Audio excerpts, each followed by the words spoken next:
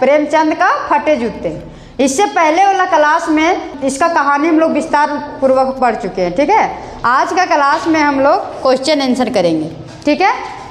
प्रेमचंद के फटे जूते के बारे में ये हरिशंकर परसाई कितना अच्छा बात कहे, है ना, कि जब वो फोटो आदमी खिंचाता है तो सज सवर के खिंचाते हैं, लेकिन प्रेमचंद जी को ये चीज़ का परवाह नहीं था, जैसे तैसे अपने पत्नी के साथ फ़ोटो खिंचाने के लिए वो बैठ जाते हैं।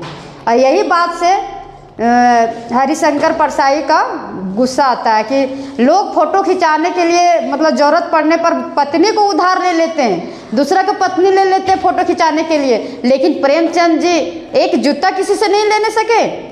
और यदि नहीं ले रहे थे तो फ़ोटो खिंचाना क्या ज़रूरत था, है ना।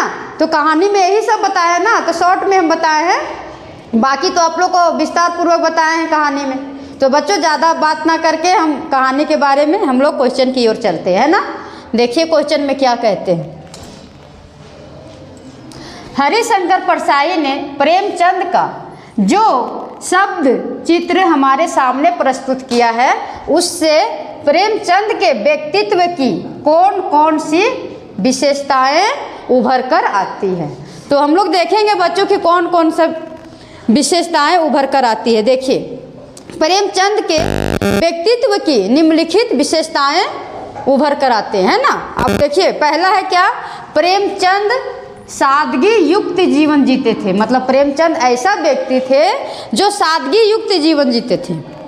दूसरा है वे दिखावटी जीवन में विश्वास नहीं करते थे, वो दिखावटी जीवन पे वो विश्वास नहीं करते थे। प्रेमचंद एक उच्च विचार वाले व्यक्ति थे। प्रेमचंद कैसा व्यक्ति थे, उनका सोच उच्च विचार के थे, मतलब बड़ा बड़ा बात सोचते थे, बड़ा विचार करते थे। प्रेमचंद स्वाभिमानी व्यक्ति भी थे।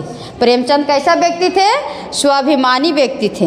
वे हर मुश्किल परिस्थिति का बेधड़क सामना करते थे। मतलब जैसा भी उसके पास, प्रेमचंद जी पास जैसा भी मुश्किलें आते थे, वो बिना सोचते समझते नहीं थे और उसका सामना कर लेते थे, है ना। और उनका वेशभूषा कैसा था, वे मोटे कपड़े की टोपी हमेशा पहनते थे, कुर्ता और धोती पहनते थे, पाँवों में कैनवस के जूते पहनते थे। पाँवों में कैसा जूता रहता था उनका, कैनवस का जूता रहता था। घिसे फटे जूतों से उनके पैरों की अंगुलियां झांकती रहती थी। मतलब यानी कि मतलब फटा हुआ जूता से उनका पैर की अंगुली जो था वो निकला हुआ दिखता था, है ना। अब प्रश्न 2 हम लोग 2 देखेंगे।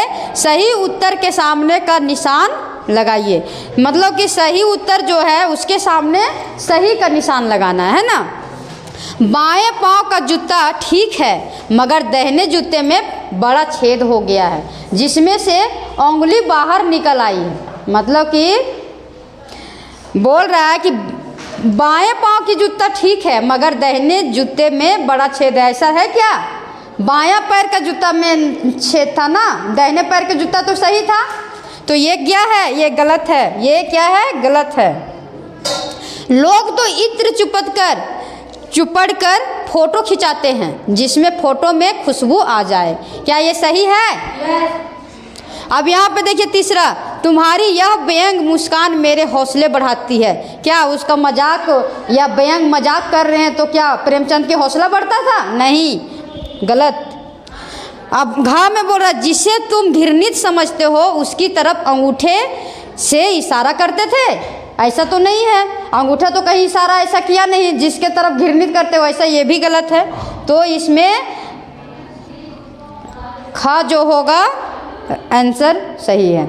ठीक है बच्चों, अब इससे आगे का क्वेश्चन हम अगला क्लास में करेंगे। Okay bye, thank you.